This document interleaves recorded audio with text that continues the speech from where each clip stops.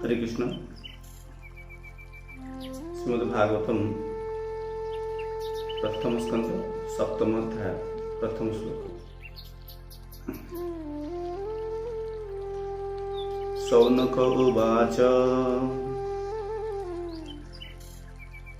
निर्गते नारदे सुत भगवान् बादरायणः श्रुतवास्तं दभिप्रेतं ततः किम करोत् विभुः। शौनक ऋषि पचारिले, हे सुत गोस्वामी, दिव्य शक्ति संपन्न श्री व्यासदेव श्री नारद मुनि ठारू सब किछि श्रवण करे। अतएव तांकर प्रस्थान पर से कौन करे।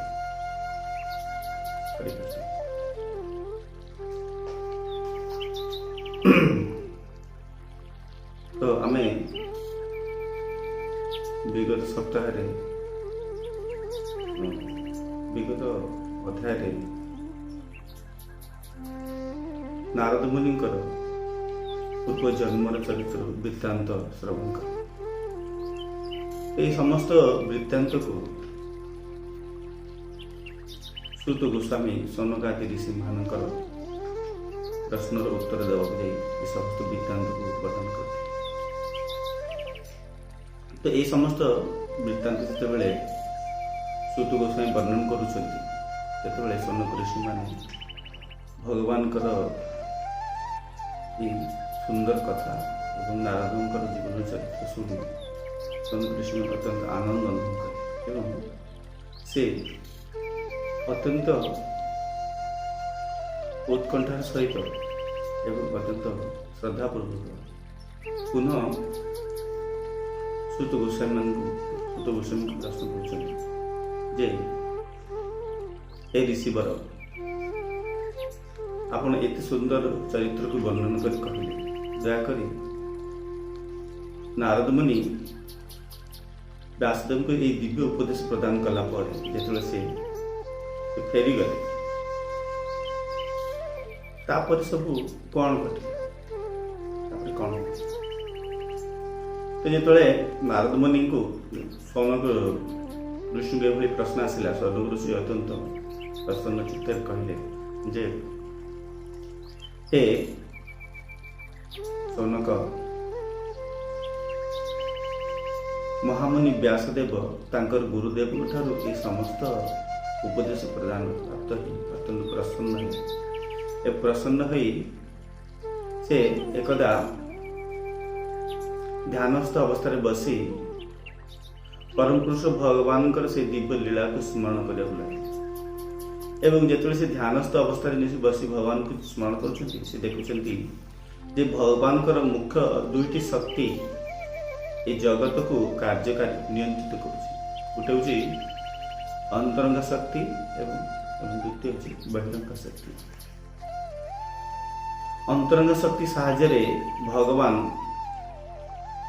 तांकर निज भक्त मान को परिचालना कर एवं भगवान तांकर शाश्वत धाम को परिचालना कर जो भौतिक जगत को भगवान बहिरंग शक्ति द्वारा परिचालना कर ये समग्र जगत रे जो माया शक्ति रही से माया शक्ति आ किसी से भगवान बहिरंग शक्ति परिचालन। तो व्यासदेव भगवान ये दुईटी शक्ति को अंतरंग एवं बहिरंग शक्ति को स्पष्ट भाव अनुभव करी मायार बद्ध जीव मान को उद्धार करने उद्देश्य ये भागवत रूपी ग्रंथ को से रचना करने आरंभ कर एवं ये जगत कल्याण उद्देश्य समस्त भागवत कथा को वर्णन करी से वर्तमान कहते ये भागवत ग्रंथ अत्यंत शक्ति संपन्न। ये भागवत ग्रंथ को जो मैंने अध्ययन करती से माने जन्म जन्मांतर निजर कर्मर फल मुक्त हो पारती।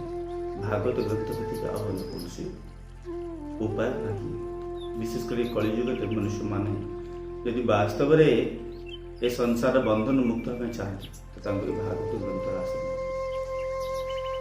ये समस्त कथा कहया पर सौनक ऋषि माने पुनः सूत गोस्वामी प्रश्न पचार हे महामुनि दयाकरी आपण कहतु से व्यासदेव पुत्र सुखदेव गोस्वामी जे कि पूर्व जन्म गोटे सुख पक्षी रही एवं सुख पक्षी रूप में भगवान परमपुरुष शिवंकर मुखर भागवत कथा भगवान कथा श्रवण करथिले एवं से जन्मरू ही जड़े ब्रह्म ज्ञानी थिले जेहेतु शिवंक मुखर से भगवान कथा श्रवण करथिले यदि पूर्ण भाव श्रवण कर पार नथिले किंतु से जन्मरू ही जड़े ब्रह्म ज्ञानी थिले तत्वदर्शी व्यक्ति थिले किंतु से भली तत्वदर्शी व्यक्ति जार पूर्व ही ब्रह्म ज्ञान रे लीन से भली व्यक्ति तत्वदर्शी व्यक्ति तांकर कौन दरकार पड़िला से ए भागवत भली ऐसे एते विशाल ग्रंथ अध्ययन कले जे जन्म ही ब्रह्म ज्ञानी जे जन्म ही समस्त माया बंधन मुक्त थिले तांकर कौन दरकार पड़ला से भागवत भली एते महान ग्रंथ एते विशाल ग्रंथ अध्ययन कले कौन दरकार थिले तो एक कथा जेतबेले सौनक ऋषि माने कहउछंती सूत गोस्वामी कहउछंती ये बहुत सुंदर मर्म वर्णन कर कथा कही सूत गोस्वामी कहउछंती आत्मरामश्च मुनय निर्गंथा अपिरुक्रमे कुर्वन्त हैतुके भक्तिर्मुक्त रंभु तरुण हरि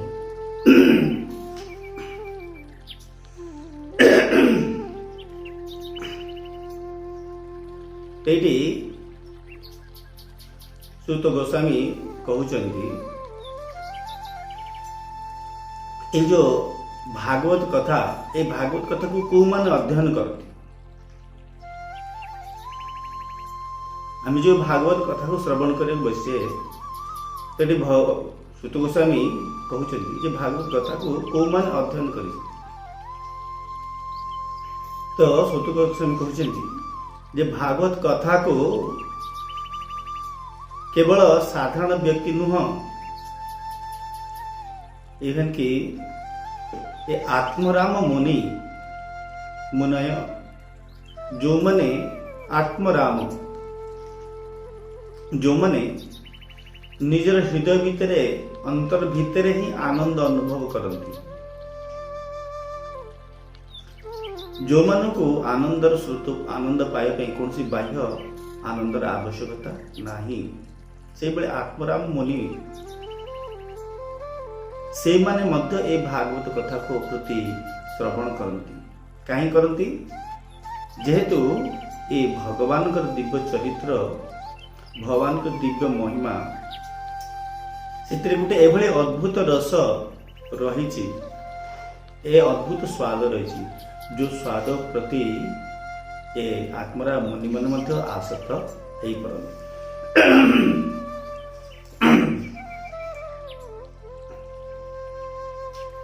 अत्यंत आसक्त हेई परंती तो यही श्लोक अत्यंत गुरुत्वपूर्ण श्लोक प्रभुपाद या पर अत्यंत विस्तारित भाव व्याख्या करछन्ति तो ये आत्मराम मुनि व्यक्तिटा कौन ताको आमको ठीक भाव में बुझा दरकार आम जानू जे जगत जिते समस्त मनुष्य अच्छी ए समस्त मनुष्य माने भौतिक संसार को आसिया मात्रे ए भौतिक जगतर सत्व रज तम ये समस्त गुण द्वारा प्रभावित हो एवं प्रभावित ही निज मन भितर हृदय भितर विभिन्न प्रकार आकांक्षा उत्पन्न होछि एवं से आकांक्षा गुड़िक पूर्ण करने जाए मनुष्य अहरह ए प्रकृति सहित संघर्ष कर मना षष्ठानि इंद्रियाणि प्रकृति स्थानी कर्षति कठोर भाव संघर्ष कर चली मनुष्य केवल मात्र निजर अतृप्त इंद्रिय गुड़िक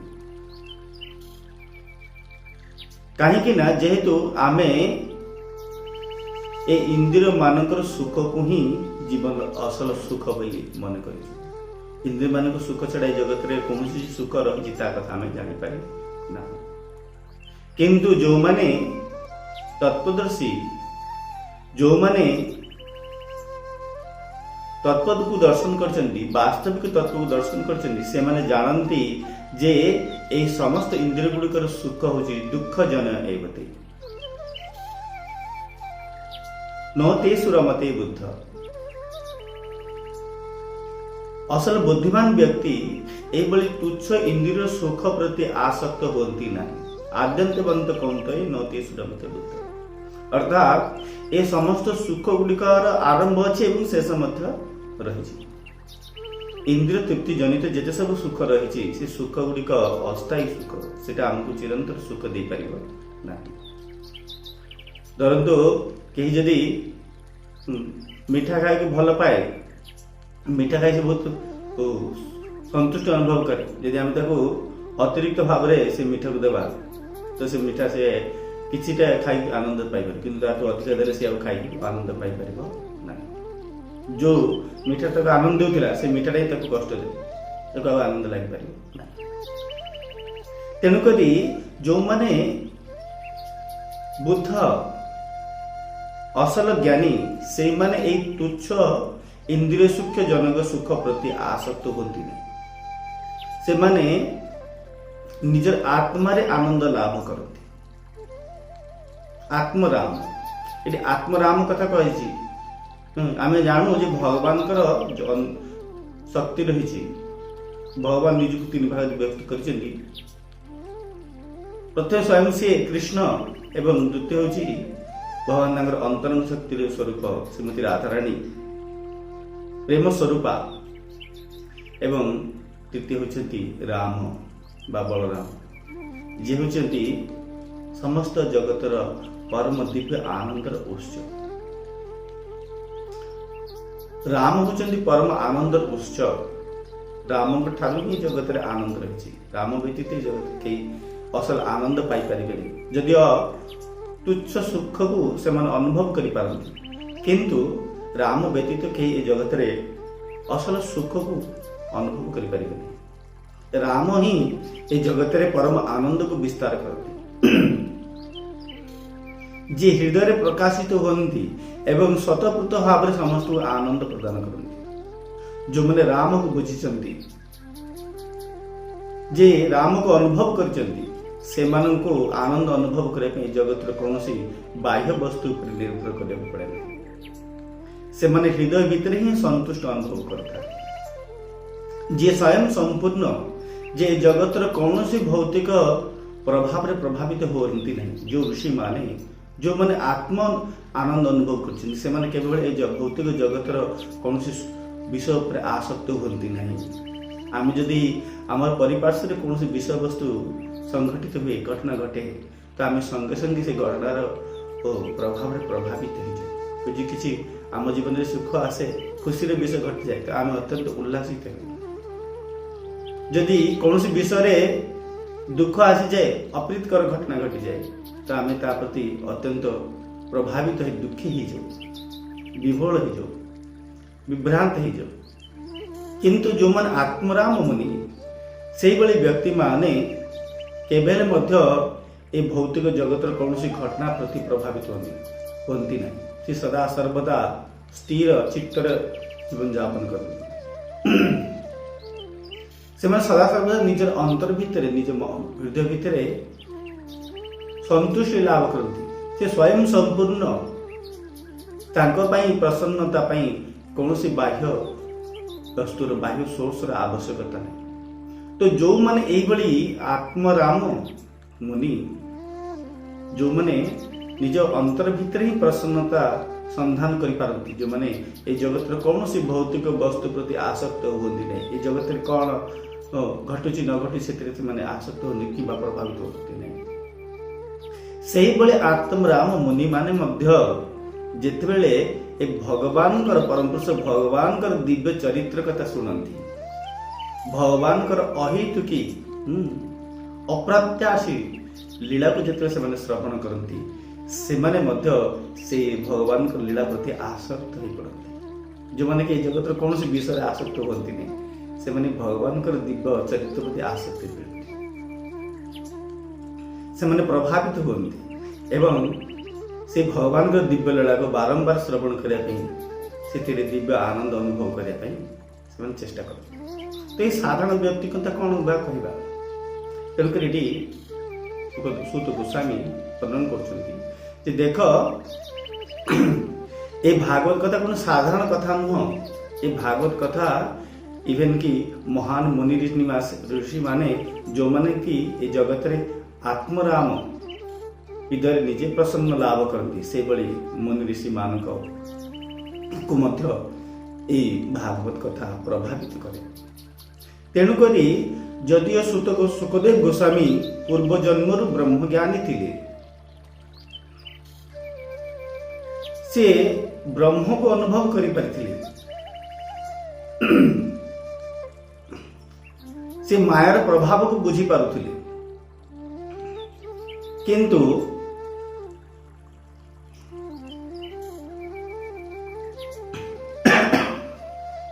से मायार प्रभाव को बुझी पारिथिले जेतବେଳେ ତାଙ୍କ ପିତା ବ୍ୟାସଦେବ ତାଙ୍କୁ କହୁଛନ୍ତି ଯେ हे पुत्र तुमे दीर्घ काल पर्यंत मातृगर्भे रहिल तुम काहेकि जगत को आसुना जन्म ग्रहण कर।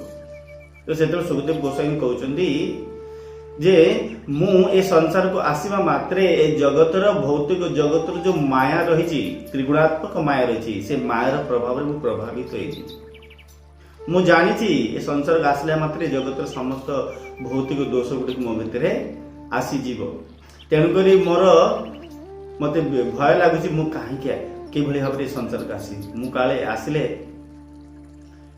भौतिक बंधन मु मुक्त हो पारे। मु ए मातृगर्भ रहीकि ही परम पुरुष भगवान दिव्य रूप को दर्शन कर अनुभव कर ब्रह्म को अनुभव कर तेणुक मु मातृगर्भ जन्म नापी इच्छा कर। तो से व्यासदेव कहते जे तुम देख एते दीर्घ काल तुम मातृगर्भ रहिल आ बेसी दिन रही तुम तुम निज माता को कष्ट दे पार नहीं तेणुक दयाकोरी तुम जन्म। तो ये बहु अनुरोध पर जिते सुखदेव गोस्वामी माँ गर्भरु जन्म नेले से जन्म नवा मात्रे संगे संगे निजर परिवार को निजर माता पिता को छाड़ी संन्यास ग्रहण कर भावुं मु संसार भीतर रहिले काले मते माया पुणी बांधीदेव छंदीदेव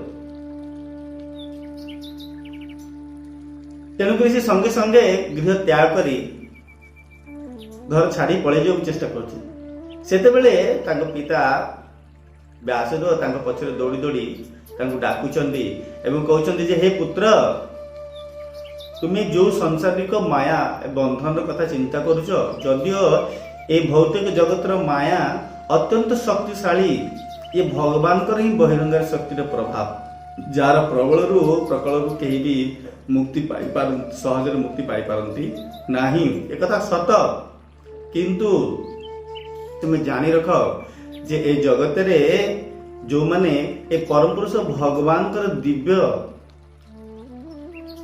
रूप जस गुण लीला ये सब श्रवण करती कीर्तन करती स्मरण करती से माने भगवान दिव्य अंतरंगा शक्तिर प्रभाव प्रभावित होती अंतरंगा शक्तिर द्वारा परिचालित होती एवं सही भली व्यक्ति मानू माया आउ स्पर्श करि पारे नहीं। तुम्हें चिंता कर तुम भगवान के दिव्य रूप को दर्शन कर दिव्य लीला को कथा श्रवण कर।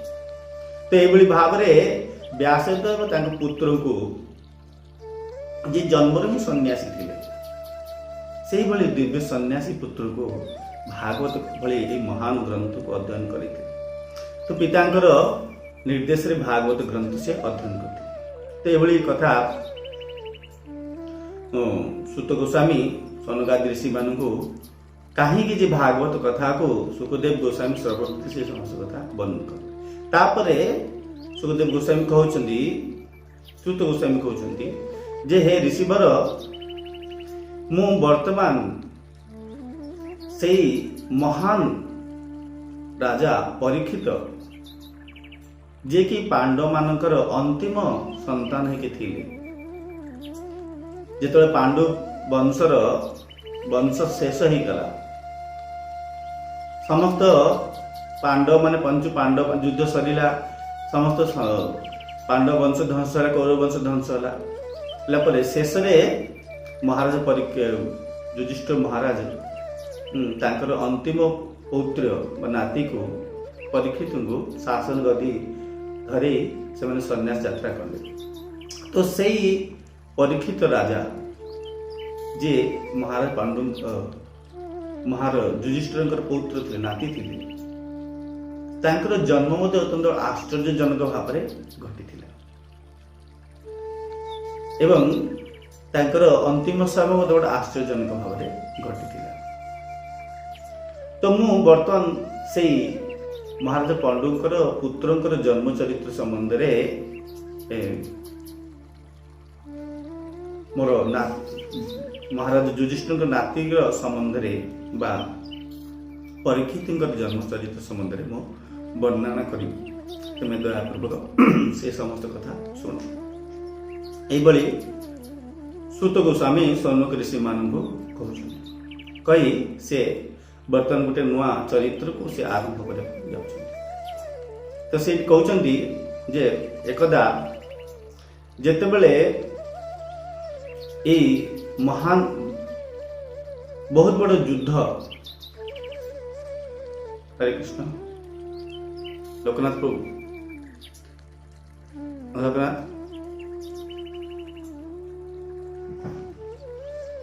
गोटे सेकेंड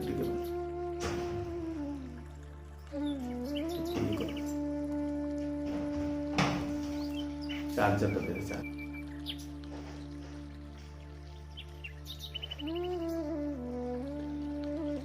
हरे कृष्ण। तो जेतेबेले ये जो महान युद्ध धर्म रक्षा पाई पांडव कौरव मान मध्य से महान युद्ध जो शेष होगा से पांडव मान एवं कौरव मान वंश पक्ष जो मैंने समस्ते थे से समस्ते प्राय युद्ध संहार मृत्युवरण करते एवं कौरव मान जे मुख्य से युद्ध करने नेतृत्व करते दुर्योधन से निहत होगी पड़ी युद्धभूमि पड़ी। भीम तांकर जंघ को दुईटी जंघ को आघात कर युद्धभूमि से मृत्यु शज्या पाखे पड़ी किंतु सहज प्राण हरण हो पार से बहु कष्ट अनुभव कष्ट अनुभव करी से समस्त निज कृत्य को चिंतन कर। तो से समय तांकर मित्र अश्वत्थामा से युद्धभूमि से दुर्योधन पाखे पहुंची दुर्योधन देखिकी बहुत कष्ट हो निज मित्र ये सब दशा देखी से अत्यंत दुखित एवं दुर्योधन कहते ये देख जो पांडव माने पुत्र माने पांडव माने तुम ये सब दशा कले मु तुम कथा दूची मु आज राति जिते से पांडव माने विश्राम करते मुझे पांडव मानकर मस्तक को काटिदेवी काटिकी आनी तुम हाथ में देदेवी एवं तुम आखिर जो ये लुह झरुची से लुह को पोछीदेवी तुम चिंता कर ना मुझे प्रतिश्रुति दूसरी। तो ये सब कथा कही से कौन कले दुर्योधन प्रस्तुति पड़े एवं अश्वत्थामा पांडव मानकर शिविर को जाई से शिविर रे जेतेबेले राति से राति समय रे विश्राम करुवा पांडव मानकर 5टी पुत्र से पुत्र मानकर बेक को हठात चल से काटी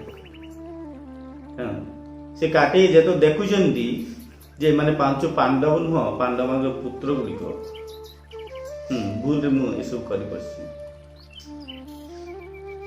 तो जेहेतु भूल काटी दिया जाइछि कोन करा जीव हे तो दुर्योधन को देले एटा से खुशी हो प्रसन्न से कथा भाबी से मस्तक मन को नेकी निजर मित्र पाखरे पहुंची और दुर्योधन पांडव मानकर मस्तक भाबी कि गोटे व्याकुल धरिया चेष्टा जेतु धरिकी देखुं देखला से बुझी पार्टी जे ये पांडव मानकर मस्तिष्क नुह से पांडव मान पुत्र मानकर मस्तिष्क से देखिए संगे संगे अत्यंत दुखी भांगी पड़ से भर्सना कर मित्र कहते जे तुम्हें मोर मित्र मत प्रतिश्रुति देल पांडव मान हत्या कर मोर असल वास्तविक भाव में पांडव मान पुत्र मान प्रति कौन द्वेष नथिला मोर केवल देश थिला ए पांडव पंचु पांडव प्रति जो माने सदा सर्वदा मते तुच्छ मने करिसेंती सदा सर्वदा मते विरोध करिसेंती तेणुक मु कौन प्रकार से पंच पांडव को जीवित देखा चाहू नी जो मैंने मोर सब भाई की मारी देती किंतु ताकर पुत्र मान प्रति मोर कौन इच्छा नथिला तुम्हें से मोर शेष बंद जेहेतु आमर कई संतान नहांती ये पांडव मान संतान थिले से शेष हत्या कल ठीक तुम जीवन तो ये घृण्य कार्य कि भाव कर दुर्योधन अश्वत्थामा को भर्सना कर भर्सना सब पाई दुर्योधन अश्वत्थामा चिंता कर कौन कर कथा भावी से पलायन कर बेले जिते पांडु पांच पंच पांडव पुत्र मानकर निहत कथा श्रवण शुणुंट माता द्रौपदी द्रौपदी पुत्र मानकर अकाल ये मृत्यु कथा देखी बहुत दुखग्रस्त होती चित्कार कर क्रंदन रोदन कर से छाती की बाड़ी खूब जोर चित्कार कर कांदुचंती जे मोर ए पुत्र माने जो माने कि एत बड़ युद्ध रे बंची रहितले से मध्य अश्वत्थामा हत्या करिछि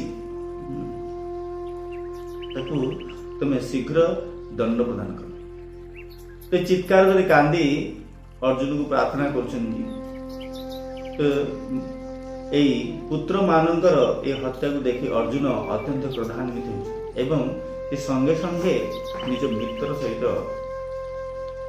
भगवान कृष्ण सहित रथरे आरूढ़ हो अश्वत्थामा को संधान करने दौड़ा आरंभ कर खोजु खोजु बहुत दूर गला भितर से देखुंट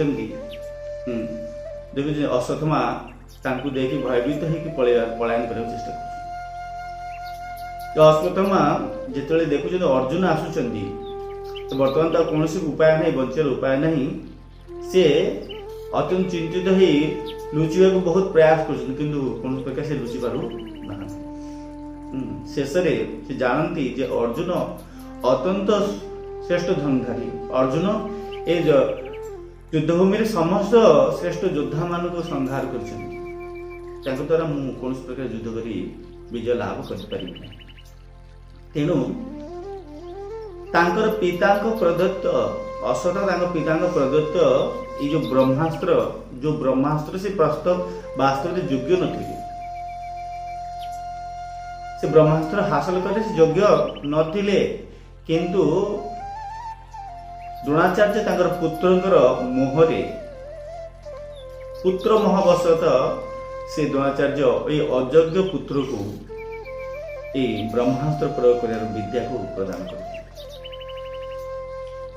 तो से पितांकर प्रदत्त ब्रह्मास्त्र को से स्मरण करी जलरे हाथ में जल धारण करी शौच होचंती मंत्र उच्चारण करी शौच होचंती शौच है संगे संगे निजर तुणीरु ब्रह्मास्त्र को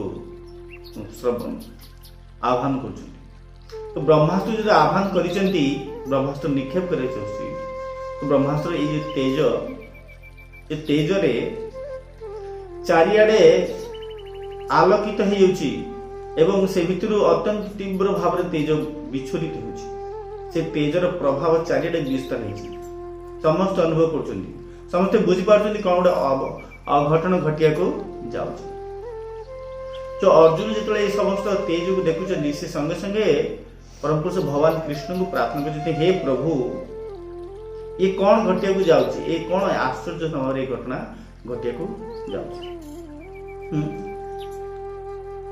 एभली परिस्थिति मु आमे केबे भी सम्मुखीन हेई नथिलु आपण तो समस्त को उद्धार करती त्रिकालदर्शी आपण सदा सर्वदा मनुष्य मान उद्धार करने कल्याण करने जगत में बारंबार अवतीर्ण होती। पुरातन कालू आपण भक्त मानकर सुरक्षा करिसेंती। जेते भी भक्त माने विपद रे पड़ते सेतला आपण सहाय्य करंती। आपण आमनकु प्रारंभ रे सहाय्य सुरक्षा दे आछंती। तो वर्तमान जे एई भली परिस्थिति आसी ब्रह्मास्त्र स्मरण कराई ब्रह्मास्त्र निक्षेप कर जाउछि। तो एई परिस्थिति को हम केमती मुकाबला करी दयाकर आपण आमको रक्षा करंतु उपाय दिंतु कौन करा जीव वर्तमान ता नहले आमे समस्ते नष्ट हो जीवु। तो ये कथा जब भगवान पाखे अर्जुन प्रार्थना करछन्ती भगवान कहछन्ती देख ए ब्रह्मास्त्र ये होछि अत्यंत अमोघ अस्त्र जो ब्रह्मास्त्र को केही मध्य प्रतिरक्षा प्रतिरोध करि परिबे नाही।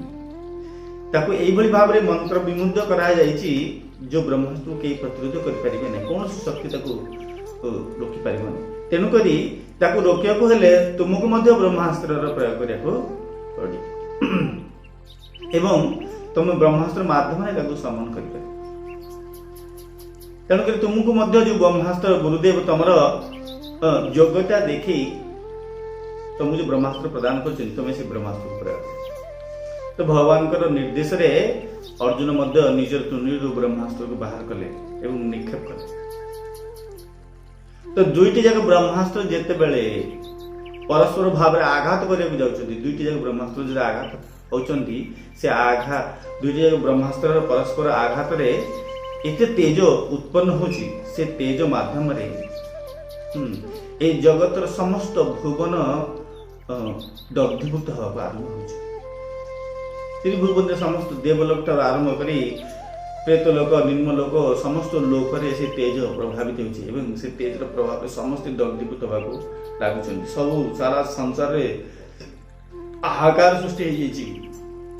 मने होछि आ किछि क्षण भितरे सबकर सृष्टि ध्वंस साबित ध्वंस पाबे केही बंची परिबे रहिबे नाही।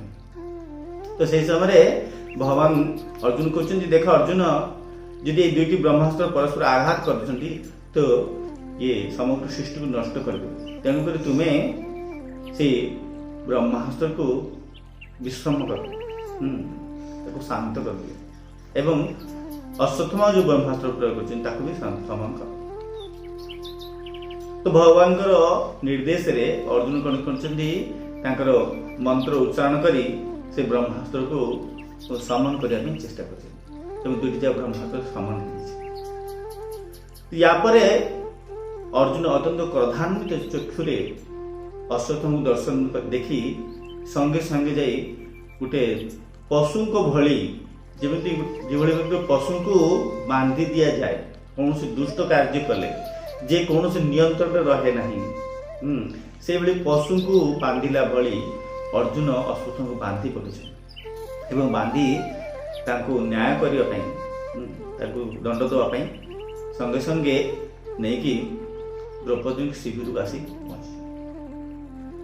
शिविर आसी पहुंची सेतेबेले अश्वत्थामा जो अर्जुन नहीं आसुंती शिविर भीतर प्रवेश करचंती से समय रे शिविर भितर पांडव माने महाराज युधिष्ठिर कुंती देवी अन्यान्य सखा माने समस्ते ए पुत्रर वियोग रे विलाप करचंती। ए पांच पांडवर जे पांचटी पुत्रकर मृत्यु घटी से तो वियोग समस्त विलाप करी दुखाग्रस्त बस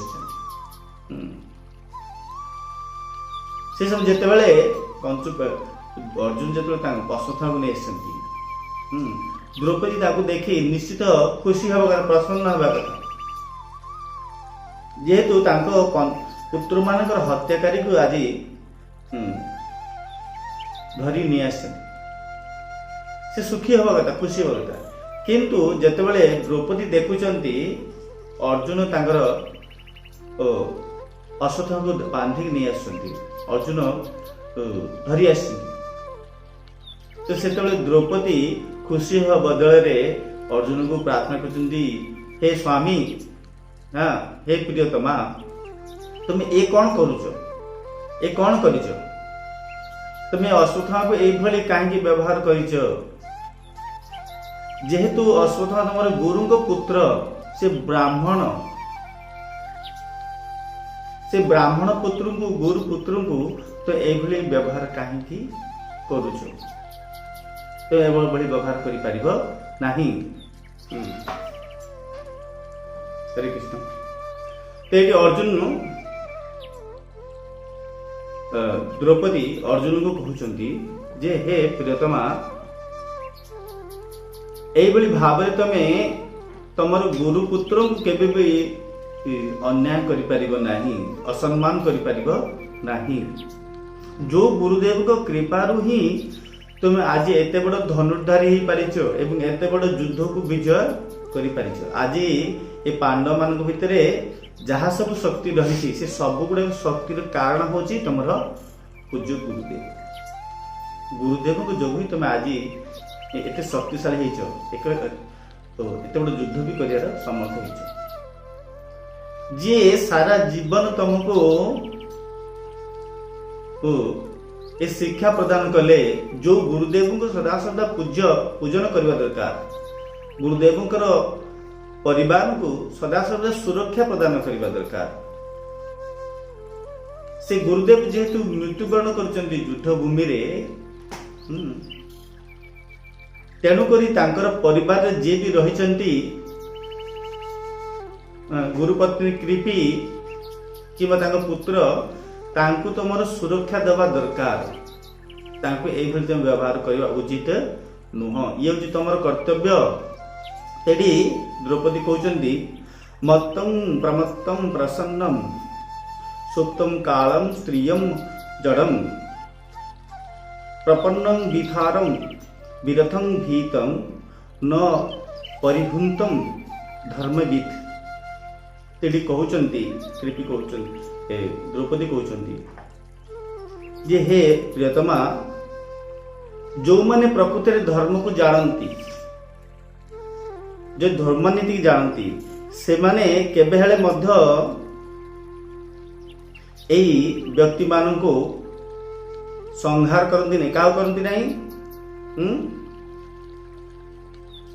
जो माने अचेतन रही था से किसी व्यक्ति कहउचंती, से कहउचंती जो माने अचेतन होई अवस्था रे थांती तांको केबे भी हत्या करा जाय परिबो नाही, बा जीवन सेंसलेस की अवस्था रे पड़ी तांको केबे हत्या करियो नहीं।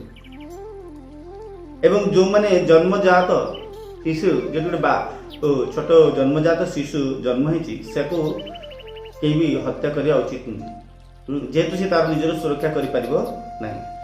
किंबा जे यदि कौन समय तुम शत्रु भी जदि होता है, से जदि सोई थाए निद्रा अवस्था ताको हत्या करवा उचित नुहे। एवं जो माने भीत शत्रु होइतबा किंबा निरीह होइतबे, जो मन के सहायता करे को केई नांती, जो माने अंत भयभीत है कि ये कि रही थांती, से मान को केबे हत्या करवा उचित नुहे।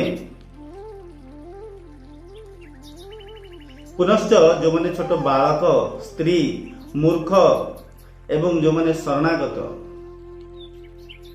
जो माने तुम पर शरणागत हो जाती, सरेंडर करती, से माने एमन जदि शत्रु भी होती, जदि छोट बालक होइछन शत्रु भी हुए, स्त्री जो माने शत्रु भी हुए कि मूर्ख व्यक्ति जदि तुम्हारे से शत्रु भी हुए तो एमान को केबे भी हत्या करिया उचित नु। जो माने धर्म नीति जानती माने एक कथा जानती, तो कि तुम्हें एभली भाव रे केमिति तुम गुरु को पुत्र को बांधिक असम्मान कर, से हूँ ब्राह्मण।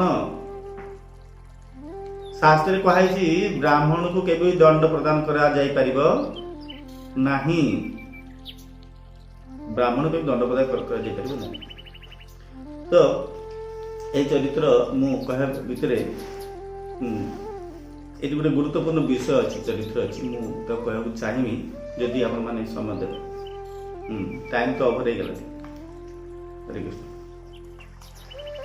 तो एकदा जितेबले पांडव एवं कौरव मान भितर कौरव पांडुपुत्र एवं कौरवपुत्र माने जितेबले गुरुदेव पाखे शिक्षा लाभ करते, से समस्त शिक्षा लाभ कर फेरी आसती फ्लाशबैक को जाऊँ पछ फेरी आसछन्ती से समय भीष्म पितामह तांकर ये सब नाती मानकर शिक्षा अध्ययन देखी से अत्यंत खुशी होती से चिंता करछन्ती जे वर्तमान पिलाମାନଙ୍କୁ परीक्षा करा जाओ जेहेतु भविष्य माने युवराज राज सिंहासन धरी धारण करेंगे तेणुक परीक्षा कर शिक्षा केमती कि माने राजा हवा योग्य होती कि ना तो ये चिंता कर बेले हठात देखुं राजसभा गोटे व्यक्ति आसी आरोप कर आसी पहुंची से व्यक्ति आसी कहते जे देखंतु हे महाराज महाराज पंडु से सिंहासन बस महाराज सॉरी पंडु धृतराष्ट्र बस तो महाराज धृतराष्ट्र जे मोर जीवन में गोटे बहुत अघटन घटी कौन जे 40 जन व्यक्ति मिलित भाव गोटे योजनाबद्ध भाव से माने मोर भाई को हत्या कर भ्राता को हत्या कर तेणुक एम दंड विधान कर कौन से 4 जन तो से कहते ए 4 जन अच्छा जड़े ब्राह्मण अच्छी जड़े क्षत्रिय अच्छी जड़े वैश्य अच्छी जड़े शूद्र रही दंड दरकार तो जो ये परिस्थिति आसी भीष्मदेव कहते ठीक अच्छे वर्तमान महाराज मु चाहूँगी जे दयाकोरी ये जो घटना घटी घटना उपरे दुर्योधन एवं युधिष्ठिर महाराज को सुजोग दि जाऊ से न्याय विचार करेंगे कहीं जेहेतु भविष्य से राजा हाथ जाऊँ विचार करने सुजोग दि जाऊ तो जितेबाला भीष्मदेव प्रार्थना कले तो महाराज कहले ठीक अच्छे सुजोग दि जाऊ सर्वप्रथम दुर्योधन को सुजोग दिगला बर्तमान विचार कर न्याय कर जे ये परिस्थिति कौन तुम दृष्टि न्याययुक्त है कौन दंड प्रदान करने दरकार तो युधिष्ठिर दुर्योधन संगे संगे कहते जे जेहेतु एम समस्ते मिलित भाव योजनाबद्ध भाव बद्ध कर हत्या कर तेणुक मृत्यु विनिमय मृत्यु सज्जा ही मृत्युदंड ही दवा उचित है तेणु मोर विचार ये 4 जन जाक मृत्युदंड देवार आवश्यकता रही तो ये भाव में दुर्योधन विचार कले या पर महाराज युधिष्ठिर को सुजोग दिगला बर्तमान तमें विचार कर ये 4 जन को कौन दंड देवा दरकार तो सेठी युधिष्ठिर महाराज कहते जे ठीक अच्छे महाराज जे क्षत्रिय अच्छी जो व्यक्ति क्षत्रिय अच्छी जेहेतु एक क्षत्रिय व्यक्ति ये क्षत्रिय कर्तव्य हूँ जनसाधारण सुरक्षा प्रदान करने न्याय को धारण करने न्याय सुरक्षा प्रदान कर दायित्व हूँ क्षत्रिय कर्तव्य तेणुक जेहेतु ये क्षेत्र जे न्याय को धारण करने सुरक्षा द्वारा कर्तव्य से निजे जो योजना कर जनकर हत्या करुच्ची निरीह व्यक्ति को हत्या करुच्ची तेणुक ये हत्या कार्य मृत्युदंड देवा दरकार एवं तापर जे वैश्य अच्छी महाराज कहते जेहेतु वैश्य अच्छी सी तार कार्य हूँ ए समाज रे बहन समस्त आदान प्रदान करने दरकार किंतु से क्षेत्र बेली समस्त सुरक्षार दायित्व तापर नहीं तापर समस्त निर्भर करती नहीं तापर समस्त भरोसा करती नहीं तेणुक व्यक्ति को एमान सतर्क रहा दरकार एमाने क्षेत्र पर विश्वास करा दे पारे निर्भर कर दे पारे प्रशासन किंतु तापर करा दे पारिबो तेणुक जेहेतु ताठू आम सचेतन रहा दरकार तथापि से वैश्य जेहेतु मृत्यु कार्य हत्या कार्य इनभल्व अच्छा तेणुक आजीवन कारादंड देवा जहाँफल से पुणी केबे भी यही ଉପଦ୍ରବ କରିପାରିବ ନାହିଁ, ଆଉ କାହାର ମୃତ୍ୟୁ ମାରିପାରିବ। ଏବଂ ପରବର୍ତ୍ତୀ କାଳରେ ଯିଏ ଶୂଦ୍ର ଅଛି ତା ପାଇଁ ମହାରାଜ ଯୁଧିଷ୍ଠିର କହୁଛନ୍ତି ଯେ ହେ ମହାରାଜ, ଏ ଶୂଦ୍ର ମାନେ ହେଉଛନ୍ତି ଅଳ୍ପ ବୁଦ୍ଧି ସମ୍ପନ୍ନ, ଏମାନେ ସଦା ସର୍ବଦା ତମଗୁଣାଧୀନ ହେଇକି ଥାନ୍ତି ଏବଂ ସେମାନେ ସଙ୍ଗେ ସଙ୍ଗେ ଅନ୍ୟର କଥାରେ ବିଚଳିତ ହେଇଯାନ୍ତି, ପ୍ରଭାବିତ ହେଇଯାନ୍ତି। ସେମାନଙ୍କୁ ସତ୍ ଶିକ୍ଷା ସତ୍ ଜାଗାରେ ରଖିବାର କାର୍ଯ୍ୟ ହଉଛି ବୈଶ୍ୟ ଶୂଦ୍ର କ୍ଷେତ୍ର ମାନଙ୍କ କାମ, ସେମାନଙ୍କୁ ସତ୍ କରିବା ଇଏରେ ଲଗେଇବା। ଏମାନେ ଛଳନାବଶତଃ ଏଇ ଅଳ୍ପ ବୁଦ୍ଧି ସମ୍ପନ୍ନ ଶୂଦ୍ରଙ୍କୁ ଯେହେତୁ ସେମାନେ ଏଇ ମୃତ୍ୟୁ କାର୍ଯ୍ୟରେ ଇନଭଲ୍ଭ କରିଛନ୍ତି, କିନ୍ତୁ ସେ ଯେହେତୁ ବିଚାର କରିବା ଶକ୍ତି ତାଙ୍କ ପାଖରେ କମ୍ ରହିଛି, ସେ ବୁଝି ନ ପାରି ବିଚାର ନ କରିପାରି ଯେହେତୁ ଏଇ ମୃତ୍ୟୁ କାର୍ଯ୍ୟରେ ଇନଭଲ୍ଭ ହେଇଛନ୍ତି, ତେଣୁକରି ମୋ ଦୃଷ୍ଟିରେ ତାଙ୍କୁ 10 ବର୍ଷ କାରାଦଣ୍ଡ ଦେବା ଦରକାର। 10 ବର୍ଷ ପର୍ଯ୍ୟନ୍ତ ସେ କାରାଦଣ୍ଡ ଭୋଗ କରିବେ, ତାପରେ ତାଙ୍କୁ ସଂଶୋଧନ କରି ଛାଡ଼ିଦେବ। ଠିକ ଅଛି, କ୍ଷତ୍ରିୟ ପାଇଁ ମୃତ୍ୟୁଦଣ୍ଡ ଦେଲ, ବୈଶ୍ୟ ପାଇଁ ଆଜୀବନ କାରାଦଣ୍ଡ ଦେଲ, ଶୂଦ୍ର ପାଇଁ 10 ବର୍ଷ କାରାଦଣ୍ଡର କଥା ତମେ କହିଲ। ତ ବର୍ତ୍ତମାନ ଯେ ବ୍ରାହ୍ମଣ ରହିଛି ଇଏ ବି ମଧ୍ୟ ଇନଭଲ୍ଭ ହେଇଛି, ତାକୁ କ'ଣ ଦଣ୍ଡ ଦିଆଯିବ? ତ ସେଠି ମହାରାଜ ଯୁଧିଷ୍ଠିର କହୁଛନ୍ତି ଯେ ବର୍ତ୍ତମାନ ବ୍ରାହ୍ମଣ ପୁତ୍ରକୁ କୌଣସି ଦଣ୍ଡ ଦିଆଯାଇପାରିବ। ଗୋଟେ ଆଶ୍ଚର୍ଯ୍ୟ କଥା ଯେ ପ୍ରକୃତିରେ ସମସ୍ତଙ୍କୁ ଶିକ୍ଷା ଦେବା ଦରକାର। ଶିକ୍ଷକ ବ୍ୟକ୍ତି ସେ ଯେତେବେଳେ ଏସବୁ କାମ ନିଜେ ଉଲ୍ଟା କରିଛନ୍ତି, ତ ତାଙ୍କୁ ତ ସବୁଠାରୁ କଠିନ ଦଣ୍ଡ ଦେବା ଦରକାର ଥିଲା। ତାଙ୍କୁ ଦଣ୍ଡ କାହିଁକି ଦେବନି କହୁଛୁ? ତାଙ୍କୁ କାହିଁକି ମୁକ୍ତ କରିଦେଇଛୁ? ତ ସେତେବେଳେ ମହାରାଜ ଯୁଧିଷ୍ଠିର କହୁଛନ୍ତି ଯେ ଦେଖନ୍ତୁ ପିତାମହ, ରାଜା ହଉଛନ୍ତି ଭଗବାନଙ୍କ ପ୍ରତିନିଧି। ଯେ ସିଂହାସନରେ ବସିଛନ୍ତି ସେ ହେଉଛନ୍ତି ଭଗବାନଙ୍କର ପ୍ରତିନିଧି। ଏ ଜଗତର ସମସ୍ତ ବ୍ୟକ୍ତିକୁ ଯେଉଁମାନେ ଯାହା ସବୁ କର୍ମ କରନ୍ତି, ସେ କର୍ମର ବିନିମୟରେ ତାଙ୍କୁ ଦଣ୍ଡ ବିଧାନ ମାଧ୍ୟମରେ ପ୍ରାୟଶ୍ଚିତ କରାଯାଉଛି ରାଜାର କର୍ତ୍ତବ୍ୟ। ଏଇ ଯୋଉ ଦଣ୍ଡ ବିଧାନ ଦେଉଛନ୍ତି, ରାଜଦଣ୍ଡ ଯୋଉ ତିଆରି କରାଯାଇଛି, ଏ ପ୍ରକୃତିରେ ଦଣ୍ଡ ନୁହଁ, ଇଏ ହଉଛି ସେ ବ୍ୟକ୍ତିର କରାଯାଇଥିବା କର୍ମର ପାପରୁ ତାକୁ ମୁକ୍ତ କରିବା ପାଇଁ, ତାକୁ ପ୍ରାୟଶ୍ଚିତ କରିବା ପାଇଁ ତାକୁ ଏ ପନିଶମେଣ୍ଟଟା ଦିଆଯାଉଛି, ତାର ହିତ ପାଇଁ କରାଯାଉଛି। ଯଦି ମନୁଷ୍ୟ ରାଜାଙ୍କର ଦିଆଯାଇଥିବା ଦଣ୍ଡ ବିଧାନରେ ଦଣ୍ଡିତ ହେବ, ଦଣ୍ଡ ମାଧ୍ୟମରେ ସେ ତାର ପାପ କର୍ମର ପ୍ରତିକ୍ରିୟା ସେ ପ୍ରାୟଶ୍ଚିତ ଲାଭ କରିବ, ମୁକ୍ତ ହେଇଯିବ, ସେ କର୍ମର ଫଳରୁ ମୁକ୍ତ ହେଇଯିବ। ତେଣୁକରି ନିଜ ନିଜର ଭୁଲ ଅନୁସାରେ ସେମାନଙ୍କୁ ପ୍ରାୟଶ୍ଚିତ କରିବା ପାଇଁ ହିଁ ମୁଁ ଏ ସମସ୍ତ ଦଣ୍ଡର ବିଧାନକୁ କହିଲି। କିନ୍ତୁ ଯେ ବ୍ରାହ୍ମଣ, ସେ ବ୍ରାହ୍ମଣକୁ ରାଜା ମଧ୍ୟ ଦଣ୍ଡ ଦେଇକି ପ୍ରାୟଶ୍ଚିତ କରିପାରିବ ନାହିଁ। ଯେହେତୁ ବ୍ରାହ୍ମଣ ପୂଜନୀୟ, ତେଣୁକରି ତାକୁ ରାଜା ମଧ୍ୟ ଦଣ୍ଡ ଦେଇକି ତାକୁ ପ୍ରାୟଶ୍ଚିତ କରିପାରିବ ନାହିଁ। ତେଣୁ ବ୍ରାହ୍ମଣ ଏଇଭଳି କ୍ଷେତ୍ରରେ ଯେତେବେଳେ ବ୍ରାହ୍ମଣ ଯଦି କୌଣସି ପାପ କର୍ମ କରେ, ତ ସେ ପାପ କର୍ମରୁ ତାକୁ ପ୍ରାୟଶ୍ଚିତ ହେବାର କୌଣସି ଉପାୟ ନାହିଁ।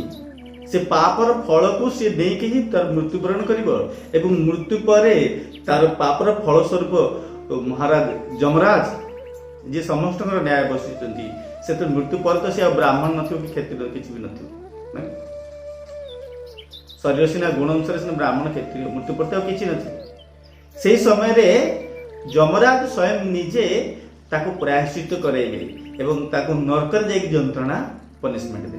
ସେ ଏଇଟି ପନିଶମେଣ୍ଟ, ରାଜାଙ୍କ ଠାରୁ ପନିଶମେଣ୍ଟ ପାଇକି ମୁକ୍ତି ପାଇବାର ଯୋଗ୍ୟ ସେ ନୁହନ୍ତି, ପ୍ରାୟଶ୍ଚିତ ହେଇପାରିବ ନାହିଁ। ତାଙ୍କର ପାପ ଯଦି ଅତ୍ୟନ୍ତ ଘୋର, ତେଣୁକରି ରାଜା ମଧ୍ୟ ତାକୁ ପ୍ରାୟଶ୍ଚିତ କରି ତାକୁ ପାପରୁ ମୁକ୍ତ କରିପାରିବେନି। ତାକୁ ନିଷ୍ପାପ କରିବାକୁ ହେଲେ ସ୍ୱୟଂ ଯମରାଜ ହିଁ ତାଙ୍କୁ ପନିଶମେଣ୍ଟ ଦେବେ, ତାକୁ ନରକକୁ ଯିବାକୁ ହିଁ ପଡ଼ିବ। ତେଣୁକରି ବର୍ତ୍ତମାନ ଆମେ ତାଙ୍କୁ କୌଣସି ଦଣ୍ଡ ଦେଇପାରିବାନି। ହଁ, ଦଣ୍ଡ ବିନିମୟରେ ତାକୁ ଆମେ ତାର ପଦବୀରୁ ବିଚ୍ୟୁତ କରିପାରିବା। ବ୍ରାହ୍ମଣ କାର୍ଯ୍ୟ ସେ ଆଉ କରିପାରିବ ନାହିଁ। ସେ କୌଣସି ତାକୁ ଅସମ୍ମାନିତ କରିପାରିବା, ତାର ଧନ ସମ୍ପତ୍ତି ତାକୁ ବିତରଣ କରିପାରିବା, କିନ୍ତୁ ଆଉ କୌଣସି ଦଣ୍ଡ ଦେଇପାରିବା। ତ ଏଇଭଳି ଭାବରେ ମହାରାଜ ଯୁଧିଷ୍ଠିର ରାଜସଭାରେ ନ୍ୟାୟ କଲେ। ଯେତେବେଳେ ନ୍ୟାୟ କଲେ ସେତେବେଳେ ଭୀଷ୍ମ ପିତାମହ ଅତ୍ୟନ୍ତ ଆନନ୍ଦ ଚିତ୍ତରେ ଉଚ୍ଚ ସ୍ୱରରେ କହିଲେ, ସାଧୁ ସାଧୁ, ଖୁବ ସୁନ୍ଦର, ତୁମର ଶିକ୍ଷା ଅତ୍ୟନ୍ତ ସମ୍ପୂର୍ଣ୍ଣ। ମୋର ବିଶ୍ୱାସ ଯେ ଏ ରାଜ୍ୟରେ ଯେତେବେଳେ ତମେ ସିଂହାସନ ବସିବ ଏ ଜଗତରେ ଧର୍ମ ସ୍ଥାପନ ନିଶ୍ଚିତ ରୂପରେ ହେଇପାରିବ। ତ ଇଏ ହଉଛି ପୂର୍ବର ଆଲୋଚନା। ତ ଠିକ ସେଇଭଳି ଭାବରେ ବର୍ତ୍ତମାନ ଦ୍ରୌପଦୀ ମଧ୍ୟ ନିଜର ପୁତ୍ରମାନଙ୍କର ଯିଏ ହତ୍ୟା କରିଛି, ଗୁରୁପୁତ୍ରକୁ ଅଶ୍ୱତ୍ଥାମାଙ୍କର ଏଇଭଳି ପରିସ୍ଥିତିରେ ମଧ୍ୟ ସେଇଭଳି ଭାବରେ କଥା କହୁଛନ୍ତି ଯେ ଯଦି ସେ ବ୍ରାହ୍ମଣ ପୁତ୍ର ଗୁରୁପୁତ୍ର, ଯେହେତୁ ସେ ଗୁରୁପୁତ୍ର, ତେଣୁକରି ତାଙ୍କୁ ତମେ ଦଣ୍ଡ ଦେଇପାରିବ ନାହିଁ। ଯେ ତାଙ୍କ ପିତା ନାହାନ୍ତି, ମୃତ୍ୟୁବରଣ କରିଛନ୍ତି, ଗୁରୁଦେବଙ୍କର ମୃତ୍ୟୁ ପରେ ତାଙ୍କର ପୁତ୍ର ଏବଂ ତାଙ୍କର ସ୍ତ୍ରୀ ଏମାନଙ୍କର ସୁରକ୍ଷା କରିବା ତମ ଦରକାର। ତା ବଦଳରେ ତମେ ତାକୁ ଏଭଳି ଦଣ୍ଡ ଦେଇପାରିବ, ଏଭଳି ଦଣ୍ଡ ଦେବା ଉଚିତ ହବ ନାହିଁ। ମୁଁ ମୋର ନିଜର ପୁତ୍ର ମାନଙ୍କର ମୃତ୍ୟୁର ବିୟୋଗକୁ ଅନୁଭବ କରୁଛି। ବର୍ତ୍ତମାନ ମୁଁ ବୁଝିପାରୁଛି ଯେ ବର୍ତ୍ତମାନ ମତେ କିଭଳି କଷ୍ଟ ହଉଛି। ତେଣୁକରି ମୁଁ କେବେ ବି ଚାହିଁବି ନାହିଁ ଯେ ମୋର ଗୁରୁଦେବଙ୍କର ପୁତ୍ର, ଗୁରୁଦେବ ବା ଗୁରୁଦେବଙ୍କ ପତ୍ନୀ ମାତା କୃପୀ ତାଙ୍କର ପୁତ୍ରର ବିୟୋଗରେ କଷ୍ଟ ଭୋଗ କରୁଛନ୍ତି। ସେ ପୂର୍ବରୁ ହିଁ ନିଜ ସ୍ୱାମୀଙ୍କର ମୃତ୍ୟୁର ବିୟୋଗ ଭୋଗ କରୁଛନ୍ତି। ତେଣୁକରି ସେ ପୁଣି ତାଙ୍କର ପୁତ୍ରର ବିୟୋଗ ଯୋଉ କଷ୍ଟ ତାଙ୍କୁ ଯୋଉ ହେବ, ସେଇ କଷ୍ଟ ମୁଁ ତାକୁ ଦେବା ପାଇଁ ଚାହୁଁ। ତେଣୁକରି ଦୟାକରି ଏ ଅଶ୍ୱତ୍ଥାମାଙ୍କୁ ବର୍ତ୍ତମାନ ତୁମେ ଛାଡ଼ି ଦିଅ, କିଛି କର ନାହିଁ। ଏଇଭଳି ଯେତେବେଳେ ଦ୍ରୌପଦୀ କହିଲେ, ସେଇ ସମୟରେ ତାଙ୍କ ବିନିମୟରେ ମହାରାଜ ଯୁଧିଷ୍ଠିର ଏବଂ ଅନ୍ୟ ନକୁଳ ସହଦେବ ସମସ୍ତେ ତାଙ୍କୁ ସମର୍ଥନ ପ୍ରଦାନ କଲେ। ଠିକ କହୁଛନ୍ତି, ଦ୍ରୌପଦୀ ଯାହା କହୁଛନ୍ତି ଠିକ କହୁଛନ୍ତି, ତମେ ତାକୁ ଧର୍ମ ପ୍ରଦାନ। ତ କିନ୍ତୁ ସେଇ ସମୟରେ ହଠାତ୍ ଭୀମ ପ୍ରତ୍ୟୁତ୍ତର ଦେବାକୁ ଲାଗେ। ତ ଭୀମ କହିଲେ ଯେ हे महाराज युधिष्ठिर, हे मोर भ्राता, आपण ए सब विचार करिया पूर्व टिके चिंता करबा दरकार। जो माने एई भली हत्याकारी जे निरीह पुत्र मान को हत्या करिछि, सोईते अवस्था हत्या करिछि, ताकू जदि एई भली छाड़ी दिया जाए, कौन सी दंड न दे छाड़ी दिया जाए, तो हुए तो से परवर्ती काल रे आउरी किछि दुष्कर कार्य करि पारिबो, ए समाज रे किछि क्षति करि पारिबो।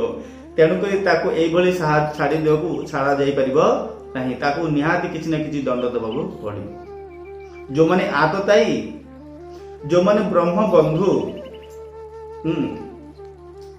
ब्रह्म बंधु अर्थात जो माने ब्राह्मण कुल जन्म है कि मत ब्राह्मण कर्तव्य करती नहीं, ब्राह्मण चित्त शरीर धारण करती, ब्राह्मण कर्तव्य करती नहीं, शूद्र तुल्य काम करती, पाप कार्य करती, से माने ब्राह्मण नुहंती, एमाने ब्रह्म बंधु। तो यही ब्रह्म बंधु को संपूर्ण रूप से बिना दंड छाड़ी देवा उचित हम।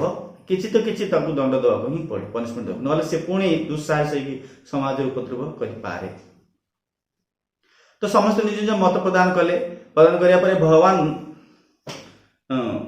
अर्जुन कहउचंती जे देख वर्तमान तो देखिल परिस्थिति देखिल,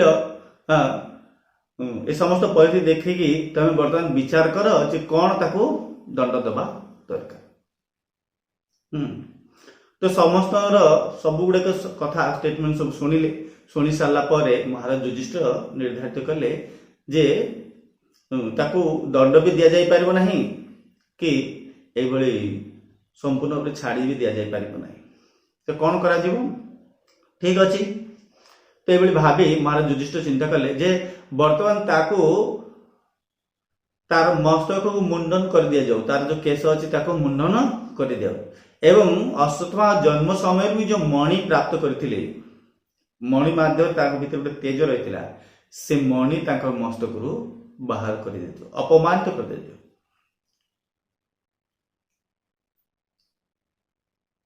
एटा ही ताको पई मृत्यु दंड। जो माने ब्राह्मण, जो माने समाज सम्मान रो अधिकारी, पूजनीय, से माने जेतेबेले निजरे एई भली मूल्यवान गुण को अधिकार को जो मैंने नष्ट पाई पारती नहीं बा छड़े दि जाए से माने अत्यंत असम्मानित होती समाज रे निंदा करा जाए। समस्त चक्र से तल को खसी जाती। ब्राह्मण को जदि पूजा अर्चना करिवार अधिकार रु वंचित कर दिया गला कौन सम्मान समाज रहिबो नाही, अपूज्य रही। तो जो माने वितरित समाज रे प्रचलित होइचंती से माने मृत्यु ठारू भी अधिक कष्ट अनुभव करती। सारा जीवन मृत्यु ठारू भी अधिक कष्ट जीवनटा ही मृत्यु ठारू तुल्य हो जाए। दंड देवा दरकार नहीं, यहाँ ही खूब बड़ कठोर दंड हो। तो तेणुक बर्तमान ये अश्वत्थामा जी की यही दुष्कर कार्य कर निर्मम कार्य कर निर्दय भाव शयन अवस्था पुत्र मान हत्या कर बर्तमान यही अपमानित करके छाड़ दरकार। तो महायुधिष्ठिर निर्देश रे अर्जुन कौन कर मस्तक मणिटी को छड़े नेले, मणि छड़े बाहर कर नेले, बाहर करी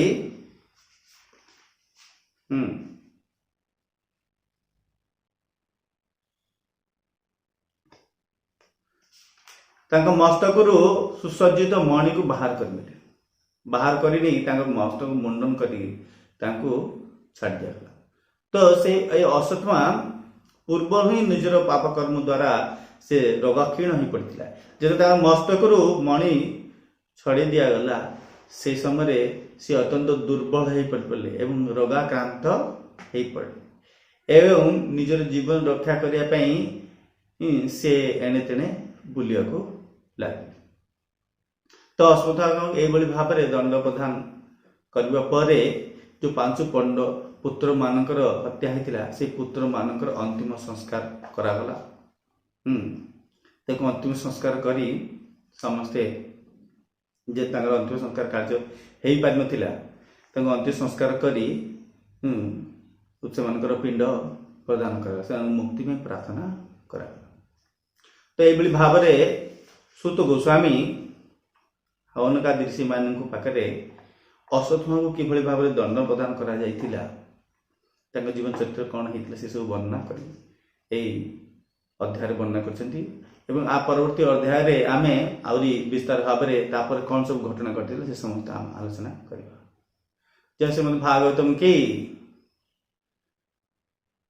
श्री प्रभुपाद की, दाय गौर हरे कृष्ण।